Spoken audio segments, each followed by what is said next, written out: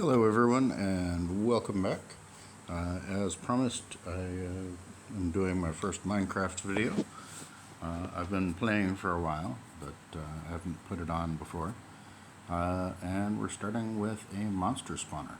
I know you can get the actual monster spawner blocks in creative mode, but that's not my thing. I like to use one that uses the standard survival games monster spawning rules. So basically they spawn in low light. That's what this does. There's no redstone involved. And I usually actually build it in the survival mode. I did it in creative just because it's a little easier to set up and a little easier to show you in the process. So away we go. So you start off basically with kind of a 2 wide 18 block plus shape. I'm going to fly up and show you what I'm talking about here. So this is if you dig it into the ground. You can also create one up in the sky, and I'll go over that a bit more later. But anyway, so you basically do this plus shape, 18 blocks long by 18 blocks wide, and you end up with 4 8x8 platforms. And then you can dig that out more. So let's have a look here. And this is what it looks like with a bit more dug. When digging it out, I always leave blocks at the end of each channel to avoid getting stuck. So here, let me show you what I'm talking about.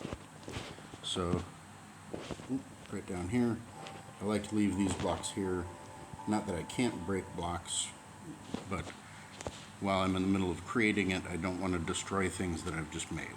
So I usually leave these here until it's time to put the water in and start the spawner actually working. So that's what I do. And you see the trapdoors at the edge of the channels here.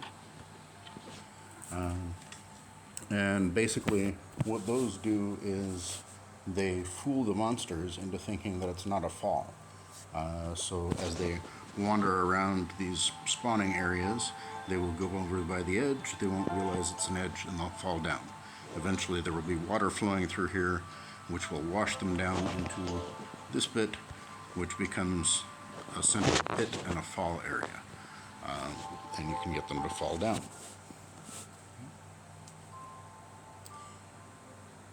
When you're ready for the water, make a pool by pouring a bucket in 2 diagonal corners. So here I've dug out an area here.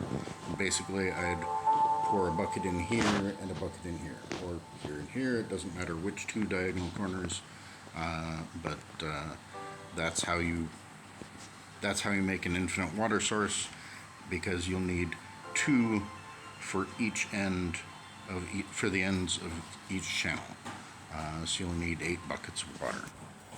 So that's how it works, and the water washes them into the central shaft without going down the shaft.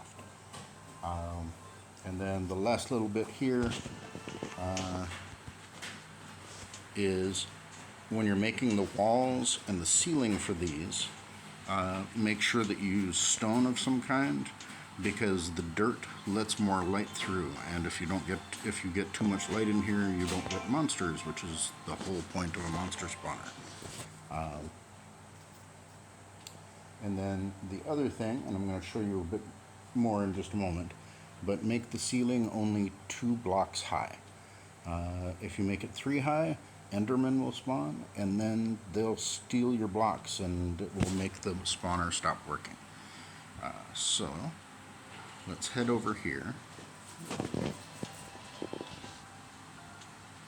Got a little lag going on. There we go.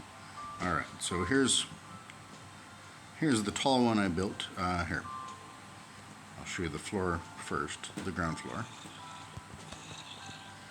So, and we can see it's working. You have 4 blocks here, 2x2 square, with slabs on top of them. And if you do that, basically the monsters won't be able to see you, but you can see them, for the most part. They won't be able to see you. And you can chop at their legs, and again, for the most part, they can't reach you. Occasionally, you'll get a witch or something on the far side of the area that you're standing in that can see you and throw a potion at you, but that happens.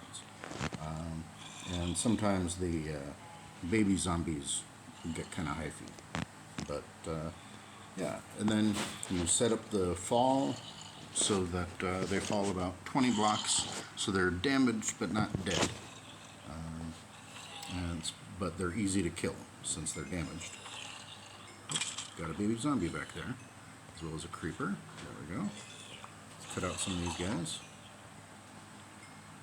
So this is a good way to get a bunch of loot, and it also gets you good experience, and then you can just kind of run around the corners here and pick up whatever they dropped. So that's what it looks like on the bottom end, and then here is the column. If you're doing this in survival, you will want a ladder. You won't usually need to do much up there once you finish building it, but just in case, it's always good to have. So I've made the ladder all the way up with a little walkway to go out around the edge and get up top. Important to put torches up top so you don't get any monsters spawning on top. That will slow down the spawns inside your spawner. I left a little open here so we can peek in and have a look. So you can see this is what the spawner part looks like. And this has the water already running in each of the sections. And as you can see, it was already spawning monsters. And there's what it looks like down the shaft. This shaft is roughly 20 to the slab that I showed you. And really they can't get out or anything. And so they basically sit there and they fall down. Then they sit there and wait for you to come in and take them out. It's very handy, works quite well. This will work even better once I actually fill in the blocks here. But I wanted to show you what it looked like first. So next time I'll show you a little more of it in action, and I'll show you a couple of variations that you can do on it. So anyway, I hope you enjoyed this. If you did, of course, please give me a like and maybe subscribe to the channel. Always good to get a little more support. And I hope to see you guys next time. Thanks for listening. Bye.